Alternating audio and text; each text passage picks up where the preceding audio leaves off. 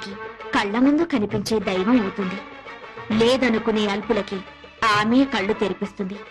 నైవేద్యాన్ని ఆ అమ్మనే పిలిచి తినిపించాడు ఓ చిన్న పూజారి. ఓం శ్రీ కనకదుర్గా దేవి దత్తాత్రేయ, నేను ట్రస్టీ గారితో మాట్లాడొస్తాను. త్వరగా నైవేద్యం పెట్టేసి మేయర్ గారింటికి ప్రసాదం పట్టుకెళ్ళాలి. నేను వేద పాఠశాలకు వెళ్ళాలి, తొందరగా రండి. అవన్నీ తర్వాత, అమ్మవారికి నైవేద్యం పెట్టాకే వెళ్ళు. నేను ట్రస్టీ గారితో ప్లేట్ల కలెక్షన్ గురించి మాట్లాడి వెంటనే వచ్చేస్తాను. ఎక్కువ మంత్రాలు చదవకుండా త్వరగా కానీ పులిహోర పైన జీడిపప్పు కదలకుండా నైవేద్యం పెట్టు. తినమ్మా తిను.